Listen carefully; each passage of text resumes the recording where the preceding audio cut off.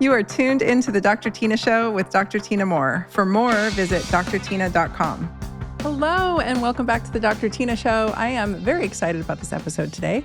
A recent study has come across my desk that I wanted to share with you. I was first alerted about it by some of the big obesity docs that I follow on social media, and they came out and had one opinion about the paper. So I looked up the paper immediately, of course, and found that you had to access it behind a paywall, and it was quite long. So I went ahead and paid for the article so that I could read the whole thing, because the title is a little misleading and the key highlights are a little bit misleading. And so I wanted to make sure that I read the whole thing, digested it, worked with the information, and I'm going to present it as I understand it, because no disrespect to these docs, I respect them very much. They're obesity docs, I'm not, but I do understand metabolic health really well. And I don't think they're getting the whole story straight. So let's jump in.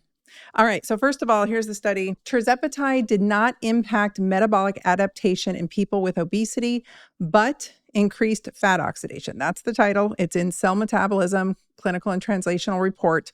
Just came out May 2025. Here it is. All right.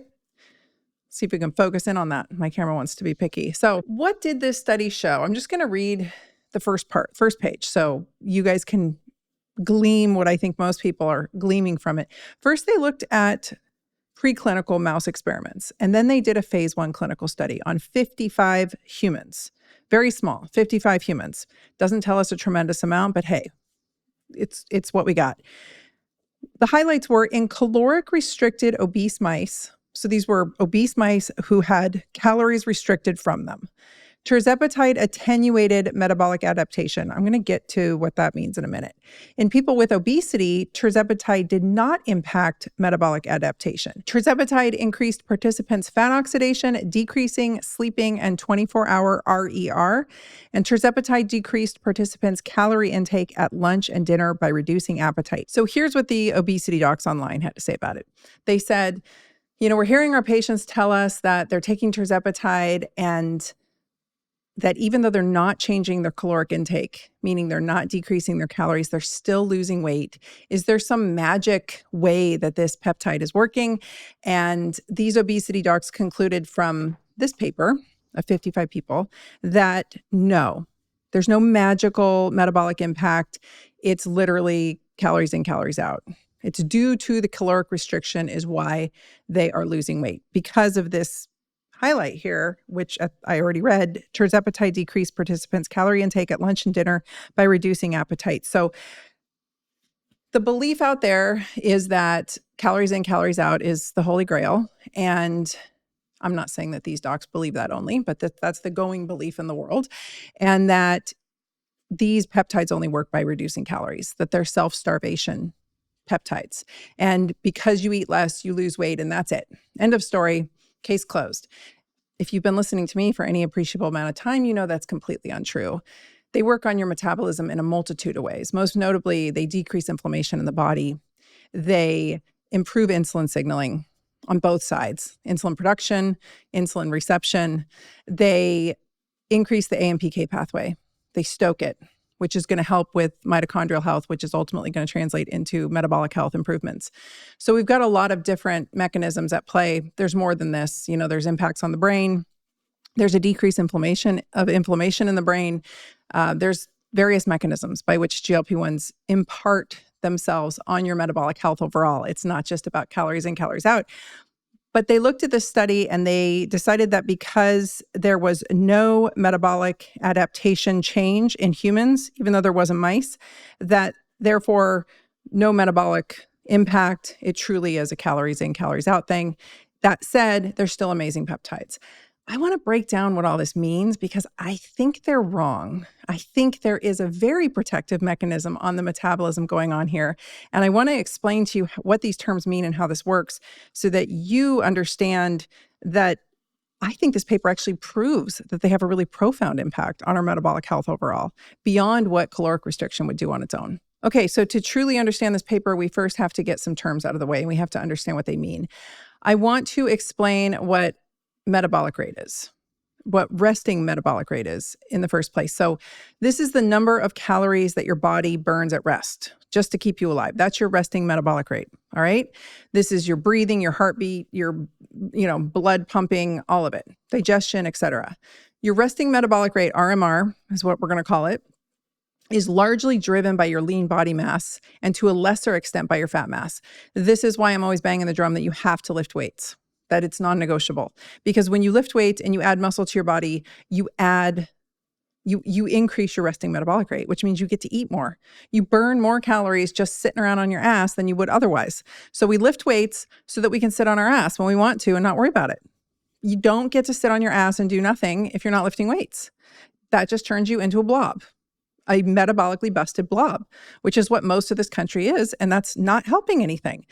So no disrespect, but most people are going from bed to the couch, to their car, to their desk, back to their car, back to their couch, back to their bed. It's no wonder why 94% of US adults are metabolically compromised. So what should happen when you lose weight, if you lose weight, especially fat and muscle, because anytime we caloric restrict, we're going to lose some muscle, your body needs less fuel to operate. This is why it's really problematic. When people lose weight, it's so difficult to keep it off and why the success rate of that is so low. It's because as you decrease your body size, you decrease your body mass, your body needs less fuel to operate. So your resting metabolic rate is going to go down no matter what. No matter how you lose the weight, you are going to have some reduction in your resting metabolic rate. And that is going to cause problems in that now you have to eat less to maintain that size. This is the cycle and loop that folks with obesity get trapped in because they lose 100 pounds, let's say, or they lose 50 pounds, or they lose 25 pounds. And now their resting metabolic rate has gone down. So it's going to take more exercise and less food to maintain what they just achieved. This is not an absolute true statement, but this is what I hear folks struggling with obesity say. It was almost easier before I lost the weight. At least I could maintain that set rate, right? And I didn't have to fight so hard to hold it. But once you lose weight, any of you who've lost any appreciable weight know to hold on to that weight loss, to hold on to where you've dropped to, is really difficult to maintain. So the way that I explain this to folks is, if you ran 4 miles a day to lose 5 pounds, once you've lost it, you have to now run 5 miles a day to maintain it, or you have to eat much less. All right. So this is the expected resting metabolic rate drop. This is what metabolic adaptation is. It's the body going into starvation mode and trying to desperately hold on to what it has, because you've just taken away a bunch of mass if you've lost weight and your body is like, oh no, we must go into starvation mode. That's metabolic adaptation. We don't really want metabolic adaptation to go up, meaning the more that we have a metabolic adaptation, the more of a starvation mode we've gone into. Okay. So when you lose weight, there is an expected resting metabolic rate drop. But what sometimes actually happens, and they figured this out with a couple studies years back, most notably the Biggest Loser study. I'll go through that in a bit, the Biggest Loser study, and I'll explain what happened. But what sometimes happens is when you have a crash diet or you have a significant amount of weight loss in a short amount of time, you get an actual rate drop of your resting metabolic rate that is larger than expected. It's bigger than anticipated. This is what happens when people have a big drop in weight. That's metabolic adaptation, AKA adaptive thermogenesis. It's your body going, we're starving, slow down everything and conserve energy. So everything's going to slow down. Your thyroid function, everything's going to slow down. Your metabolic rate, everything's going to slow down because the body's slamming the brakes saying, we are starving, do not lose any more weight. This is why I'm not a fan of losing weight quickly. This is why I tell you we don't want to lose more than 1 pound a week, because we don't want to go into a hyper response of metabolic adaptation. We expect a little bit, right? Because a leaner body needs less calories to run, but we don't want to slam the brakes here. So think of your body as a furnace. Here's a scenario. You lose 30 pounds, all right? What should happen? Your furnace turns down to low. What actually happens is your furnace goes into hibernation mode because of this metabolic adaptation. Or say you lose 10 pounds, your furnace should drop by 150 calories a day. Instead, it drops to 300 calories a day, which is extra slowdown. That's metabolic adaptation, all right? So now let's apply it to these studies. In caloric restriction, let's say you lose 10 to 15% of your body weight. You should see about 150 calorie a day resting metabolic rate drop. But what you actually see is a 250 to 300 calorie a day drop, meaning it overcompensated. That's metabolic adaptation. This is this extra unwanted slowdown, okay? In this study, interestingly, let's talk about the mice first. So the mice lost an appreciable amount of weight. They had their metabolic adaptation attenuated by the tirzepatide, meaning halted or lowered even. So they did not get the expected nor the hyper response of metabolic adaptation that one would expect when you lose an appreciable amount of weight. They had no metabolic slowdown. So everybody thought, okay, mice studies, tirzepatide must be really protective to metabolic health, and there's no appreciable metabolic adaptation. So Yahoo! And they erroneously apply this to humans, which we do, this is why I always try to clarify these were rodent studies or not, because it doesn't always translate to humans. But what they found in this study in the humans, when they looked at the 55 individuals that were split pretty evenly down the middle into two groups, they were on 15 milligrams of tirzepatide a week. That's a hefty dose. That's like the highest end of the entire dosing protocol. So they were on the highest dose. They were titrated up over I think 20 weeks, and meaning they had their dosage doubled pretty quickly. They got up to 15 milligrams a week, very high dose, very, very, highest tier dose. And they lost 15% of their body weight, which is awesome, right? I mean, that's what they were going for. These were obese individuals. Their predicted resting metabolic rate drop would be, let's say, 150 calories. Their actual resting metabolic rate drop, what happened was they only decreased it by 150 calories a day, meaning their metabolic adaptation it stalled in the middle. Meaning in people with obesity, metabolic adaptation did not really happen. The rumor mill going around the internet right now is, well, that just means that they ate less calories, therefore they lost weight, and it's all about the calories in, calories out kind of thing. And what I'm trying to express to you is that they had no metabolic adaptation, which means they were protected. They should have had an appreciable drop in resting metabolic rate, but they did not. They had the expected drop. So they did not have the hyper responsive metabolic drop off. They didn't go off the cliff like what happened in The Biggest Loser when people had a massive metabolic adaptation for years after they lost the weight. Years, you guys. People don't understand this. This goes on for years. If you're a large size person and you lose an appreciable amount of weight, your success rate of keeping that weight off is abysmal. It's about as high of a success rate as rehab, which is also abysmal. We're talking 5, maybe 10% chance of you keeping that weight off.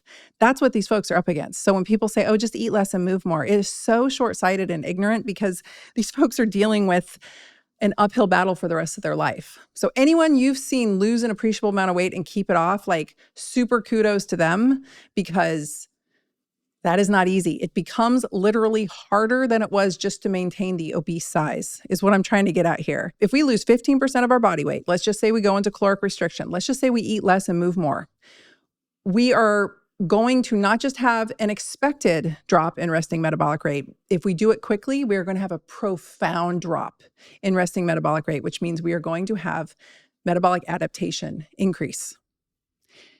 With tirzepatide, folks are protected from that. They just have the normal, hey, you are 15% smaller now, and so we need less calories. But it's not exaggerated like it is in every other case, like bariatric surgery, or when people, like on The Biggest Loser, where they're put through horrific boot camp style training and starved to death. So eat less and move more is actually less successful in the long run than eating less and losing weight with tirzepatide. Tirzepatide is protective. That's what this study's showing. It's small. Again, it's a small study, but it's certainly, the way that I took it was not at all, oh, it was just the less calories they ate. I don't know if these docs actually paid for and read the whole study, but the other sure signal that these peptides are protective of metabolism and maybe even improving metabolic health overall, which I really believe. I really believe that they have a healing impact, especially long-term, the longer people are on them, on folks' metabolic health overall, is that fat oxidation increased. And the only way to lose weight is to have fat oxidation increase. So fat oxidation increasing on the peptide is a good sign that metabolic health is being protected, if not improved. And this was not a terribly long study. I think I want to say it was 9 months, which is, a decent amount of time. But most folks who are needing to lose significant weight, the way that I'm looking at it with my patients and with the folks that I'm working with or talking to even, is we're seeing real improvements in metabolic health and the ability to titrate down around 16 to 18 months. It just depends on the individual. And so I know lots of people who were microdosing it who really didn't have much weight to lose. Again, microdosing is not a weight loss strategy. I don't even want to go on another rant about that because it is pissing me off. I just had a gal send me a message or someone else's story on Instagram, and it's crazy, you guys. I cannot rep for a telemedicine company and get paid a kickback or an affiliate kickback because that's called fee splitting in medicine. That's illegal. So that is why I have not aligned myself with any telemedicine companies whatsoever as far as financial is concerned.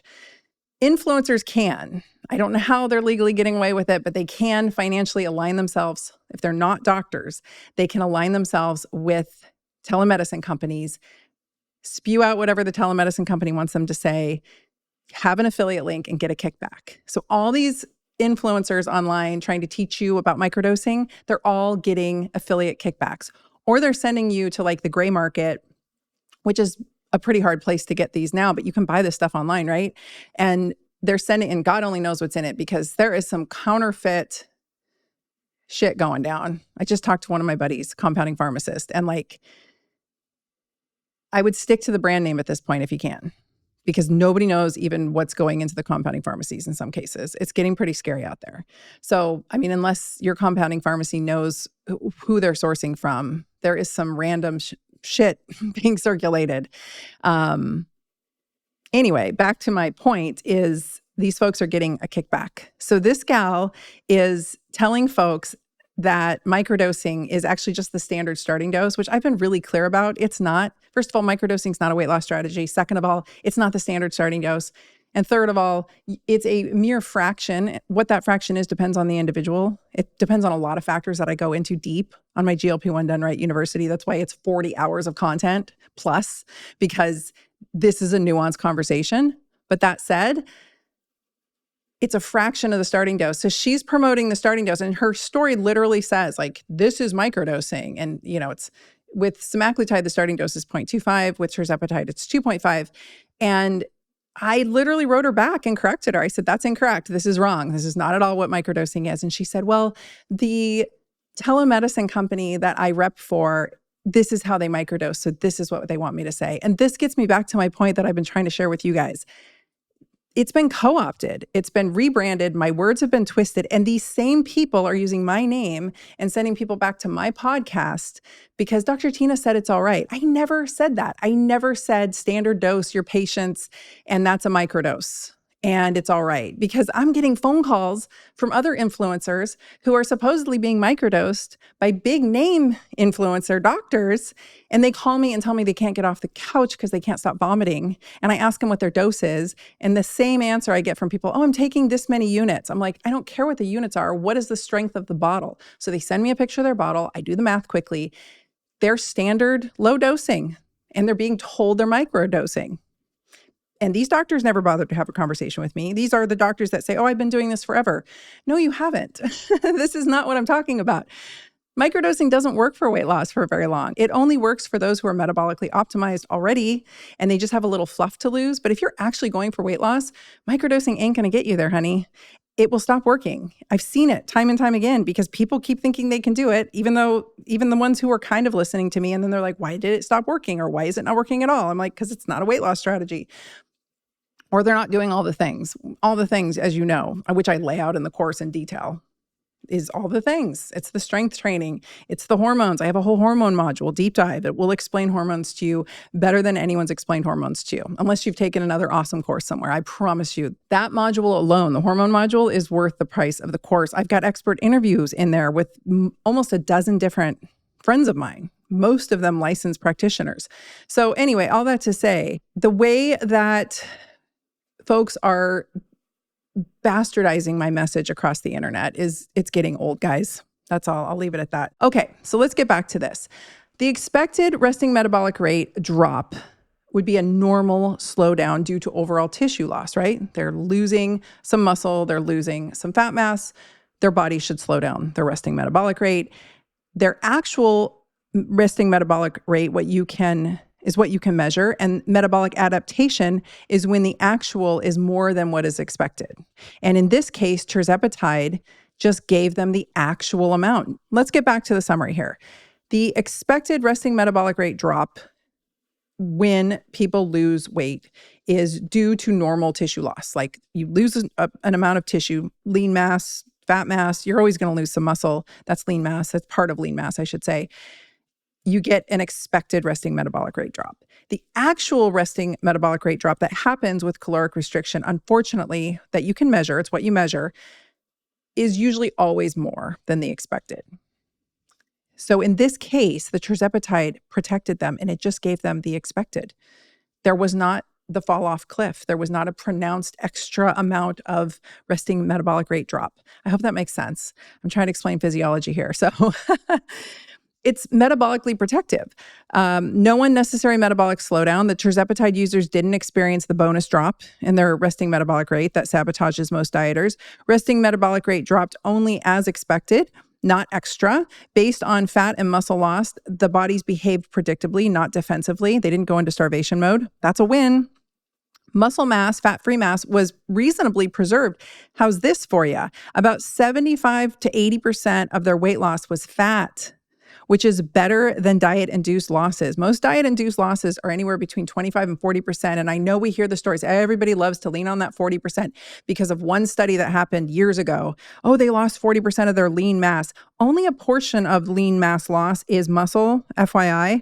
And some of it's the fatty infiltrate inside the muscle that they're not even accounting for. But some of these big name health influencers and doctors really love to lean on that 40%. But when you get into the studies where they had people exercising or they had people take care to pay attention to their protein macros, or even just gave them high doses of tirzepatide and let them go like it looked like they did in this one, they actually had a significantly lower lean mass loss than we've seen in some of those other studies. So don't let people scare you on the internet. It's bullshit. It is. They are trying to scare you for some other reason. If someone's really trying to scare you about GLP-1s, like first off, why do you care what anyone else is taking? It's so bewildering to me. And second off, they're trying to sell you their services or their supplements. Always. Just always go a layer deeper. They're always either selling services or supplements to you. So anyway, their fat oxidation increased. Their bodies became better at using fat for fuel. So they had a higher fat burn. That's a win. That's a metabolic win. That tells me that tirzepatide is actually improving the metabolic terrain. Their appetite decreased without rebound. No compensatory spike in hunger hormones like ghrelin. So I'm going to go with win here. It's protective. It's metabolic protection. It's not boosting metabolism like a stimulant or thyroid hormone. It's regulating the system so the body doesn't go into starvation mode and we don't have metabolic adaptation go rogue. Tirzepatide allows for weight loss without metabolic panic, if you will. That's what makes it powerful. It's very different from their just eating less calories that we're hearing on some of these reels on Instagram. So I just wanted to share that. And lastly, let me leave you with the Biggest Loser study. This was the New England Journal of Medicine 2016. The summary was they followed contestants from the TV show who lost an average of 129 pounds over 30 weeks. That's crazy. That's a crazy amount of weight over 30 weeks. Do you guys remember watching that show? I remember watching it in horror. And I got to say, anybody involved in that show that's still around today, I have no respect for because they did that to their people. They yelled at them. I remember certain influencers who are still online today yelling at the people. And these poor people are trying their best and their bodies are just, I mean, it's like, tell me you know nothing about hormones and metabolic health. Like it's just wild. It was terrible to watch. These are people who are still with big platforms screaming that Ozempic is evil. And I don't get it. So they used extreme caloric restriction and intense exercise. For those of you who haven't seen The Biggest Loser, it was terrible. They basically put these people in a camp for 30 weeks and just pummeled them. What happened? Their resting metabolic rate dropped by 500 calories a day on average. This was a 275 calorie a day lower than predicted. This was severe metabolic adaptation, as an example. 6 years later, most had regained the weight and their resting metabolic rates were still suppressed. which leads me to believe, I don't know if they followed them past that, but it leads me to believe that this might be forever. And I've heard this in the obesity community, and I've been studying obesity pretty intensely for the past 2 years. And I have a whole newfound appreciation for obesity as a disease. Go back and listen to the episode I just did with Dave Knapp. He's the On the Pen guy. That's his platform, On the Pen. Really, really nice guy, independent journalist. He lives with the disease of obesity, and he talks about it quite a bit. And I think he represents it well. But the bottom line was these folks on The Biggest Loser, their bodies were stuck in starvation mode, maybe forever, permanently is what it looked like. That's what's happening to people who are losing massive calories or restricting massive calories in a short amount of time and losing massive amounts of weight. But the thing is this small study showed that tirzepatide is protective against that. I would say that's a massive win. It's significantly better than just saying, oh, they lost weight because they ate less. There was the CALERIE study, CALERIE study, long-term caloric restriction in non-obese humans. The summary was that participants restricted calories for 25% for 2 years. They lost moderate weight, 10 to 15% of their body weight. The metabolic effects, they also experienced metabolic adaptation. Their resting metabolic rate declined more than expected. They increased fatigue, cold sensitivity, hormonal suppression. Your thyroid just gets tanked out in this case. Sex hormones, your estrogen, your testosterone, progesterone, and elevated hunger. So what these studies show us is that typical dieting causes the body to fight back. It pushes back. The bigger the calorie gap, the harder your metabolism hits the brakes, and weight loss is achieved at the cost of long-term metabolic health. So all these folks out there, all these folks online saying it's just calories in, calories out, eat less calories, track your calories, track your macros, track your calories. I will say track your macros. Like if any, I mean, don't worry about any of them except eat enough protein is my stance on it. If you get enough protein in, you're not going to have any room to be shoving in a bunch of terrible macros on top of it. But any of these folks helping everyone in the world with their caloric restriction, I really encourage them to track their clients and let me know how they're doing a year later or 2 years later or 3 years later, because I've helped many patients with caloric restriction, and metabolic adaptation is real, yo. And it is brutal. And it's very hard for those folks to maintain that weight loss. And the argument against GLP-1s that I've been hearing even recently on some big podcasts with some big name doctors, I've been hearing them say, oh, well, the problem is once you lose all the weight, your metabolic adaptation is going to kick in. It's going to be harder to keep it off. Yeah, except these peptides seem to be, at least tirzepatide, which is a dual agonist, seems to be showing protection against that. So sorry, Dr. So-and-so, who keeps spreading that information all over the world with his giant megaphone, you are not correct. All right, so if we were to break this down on a chart, this is how it would go. The Biggest Loser study, 30% weight loss, 500 calorie drop a day in their resting metabolic rate, severe metabolic adaptation, high muscle loss, and very high long-term regain risk. All right, the CALERIE study, again, it's CALERIE, like Valerie, 10 to 15% loss of weight, 10 to 15% more than predicted resting metabolic rate drop. So moderate metabolic adaptation on that one, moderate muscle loss, and elevated long-term regain risk. In this recent tirzepatide study from 2025 that I just showed you, 15%, so more than the CALERIE study, 15% weight loss. Their resting metabolic rate drop was only as predicted. So they did not have metabolic adaptation occur. None. Their muscle loss was lower, so their muscle was protected. Their fat oxidation was increased, so their metabolism was actually improving, and they had a lower risk of long-term regain. That's it. This stuff really is protecting metabolic health, in my opinion. And I'm not saying there's any magic involved. I think it's very simple when you understand how metabolism works. You understand like I said, the insulin signaling, the insulin reception, the decrease in inflammation. Busted metabolic health is being driven by high inflammation.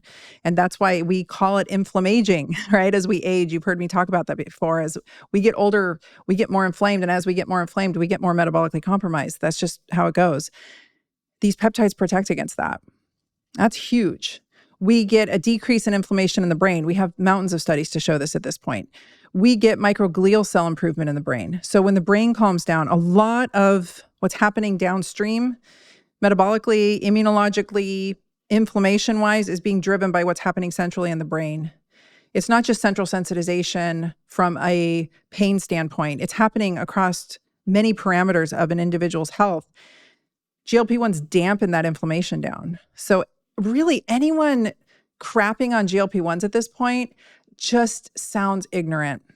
And I keep hearing it from intelligent people. And I'm like, do y'all not keep up with any data? Because that ship has sailed. The crap on Ozempic ship has sailed.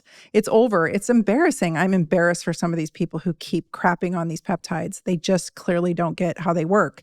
And they clearly aren't listening. I mean, maybe they don't like me, and that's cool.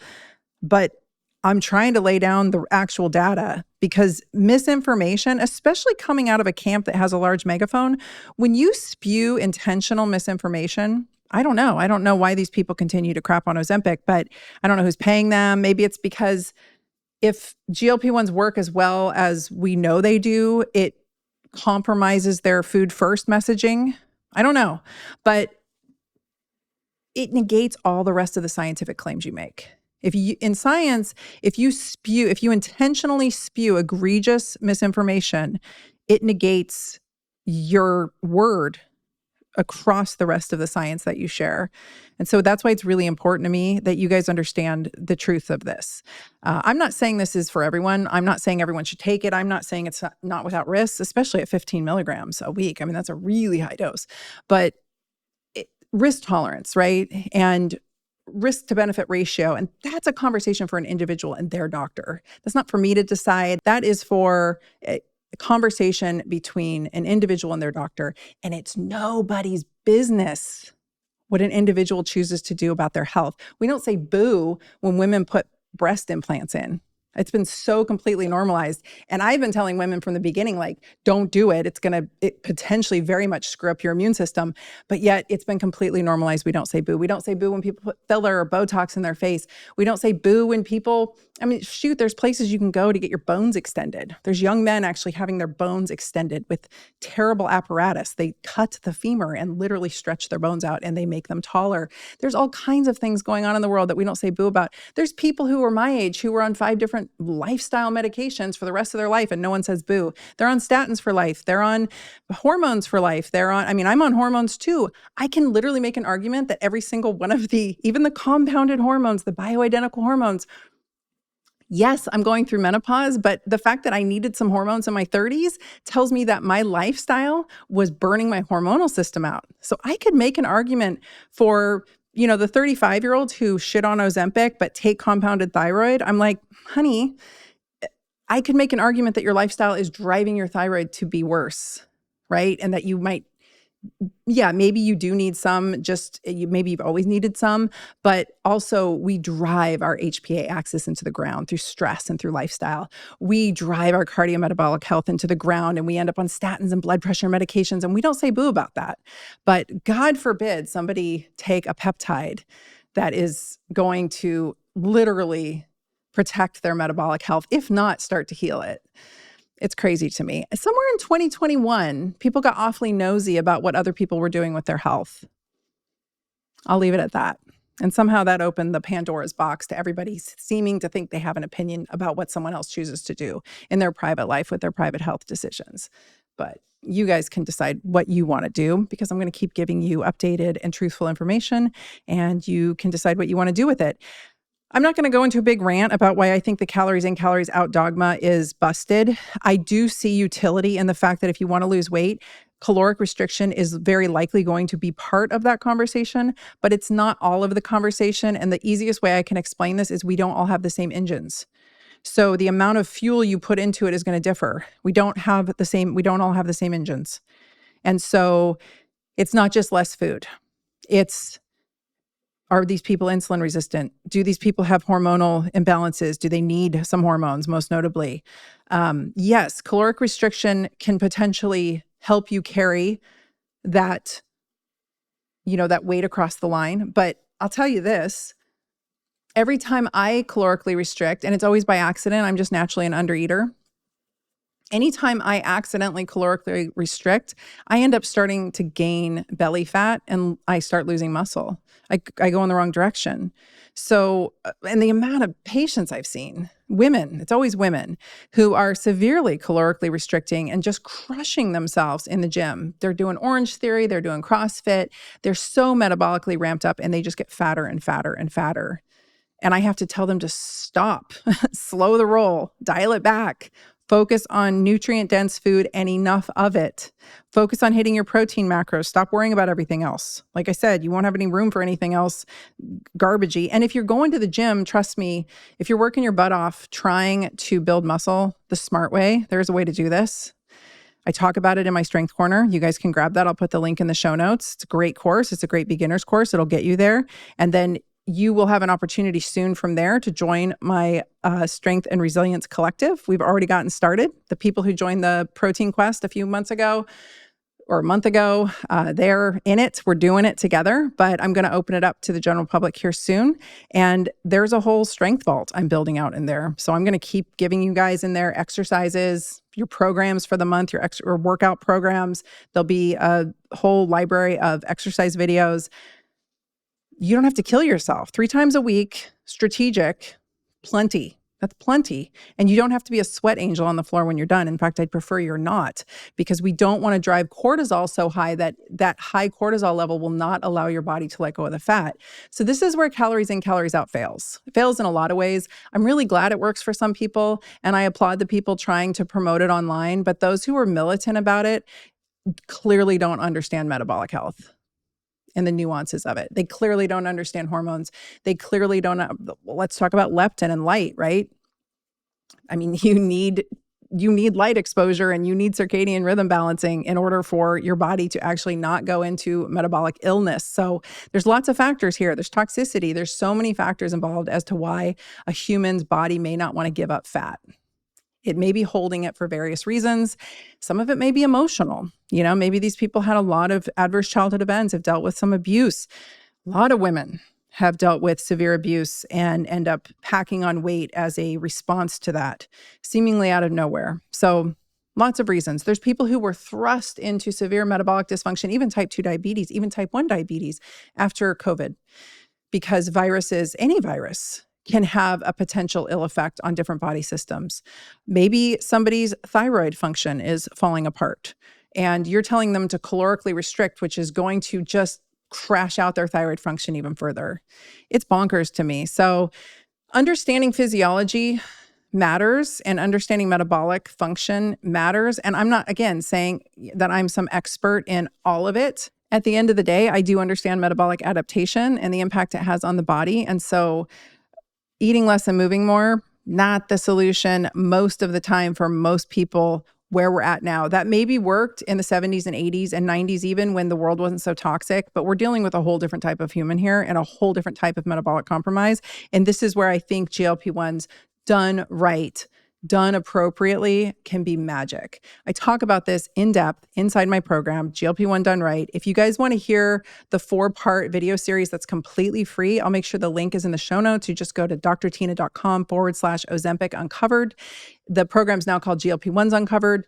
It is an excellent education on GLP-1 agonists that you probably haven't heard. And from there, you will be given an invitation at a reduced rate for the opportunity to join the program. The program as it stands, as of the time this podcast comes out, is still intact. I'm pulling it down though, because it was built out for clinicians. It's beefy and it's for the smart folks. If you're not a doc, if you're general pop, we call them Gen Pop, the average humans out there in the world, health coaches, strength and conditioning coaches, anybody dealing with clients who are on these peptides, I highly encourage you to purchase this course and go through it. It will teach you what you need to know. That said, I'm pulling it because I have allowed the general public in, and what I want to do is create a certification program for prescribing clinicians. And I'm really excited about that. That's what I'm working on lately. There will be a program available for health coaches, non-licensed practitioners, chiropractors, acupuncturists, but it's going to be more money than what you see right now. And then from there, for the general public, I'm going to have a much more dialed in, way less clinical. Although some people really want that information. That's why I'm saying if you want that information, buy the course now because it's going away. But there will be a much more just action-packed how to support your journey with GLP-1 type of program. That's coming last. So if you are in any of those tiers of people, that encompasses everyone, actually. You're either a prescribing doctor, you are a health professional that's non-licensed, or you don't have a prescribing license, or you're the general population, general public. I encourage you, if you want the beefy version as it stands, the comprehensive OG version that I built out, a year ago, a little over a year ago, grab the course as it stands. So go to drtyna.com/Ozempic Uncovered, watch the 4-part video series. You'll get a new video each day. I believe the 3rd day in, you'll get the invitation to purchase the course. I highly encourage you to do it. That's the best price you're going to get. And it's going to go away soon, so it's not even going to be available. All right. Much love, guys. Thank you. I hope this was helpful. Again, I will make sure to link this study for you, but you are only going to be able to read, I think, the first page of it before it cuts you off and makes you pay for it. So I've covered it here. You can buy it if you want and read it. But I think at the end of the day, what it's showing us is tirzepatide is very protective for your metabolism and your metabolic health. And potentially, if we're having fat oxidation increase, it's doing something well beyond just helping you reduce your calories more. I will bid you adieu. Thanks for listening to the Dr. Tina Show. This is a Wellness Loud production produced by Drake Peterson and mixed by Mike Fry. Theme song is by John the Guilt. You can watch the full video version of this podcast inside the Spotify app or on YouTube. As always, you can email the podcast at podcast@drtyna.com. That's DRTYNA. And if you like this episode, please rate, review, and subscribe on your favorite podcast app. You can also find all of my offerings on my website at drtyna.com. For more shows by my team, go to wellnessloud.com. See you next time, and thanks for listening. This podcast is for general informational purposes only. It does not constitute the practices of medicine, nursing, or other professional healthcare services, including the giving of medical advice. I am a doctor, but I am not your doctor. No doctor-patient relationship is formed. The use of this information and the materials linked to this podcast is at the user's own risk. The content on this podcast is intended not to be a substitute for professional medical advice, diagnosis, or treatment. Users should not disregard or delay in obtaining medical advice from any medical condition they have, and they should seek the assistance of their healthcare professionals for any such conditions.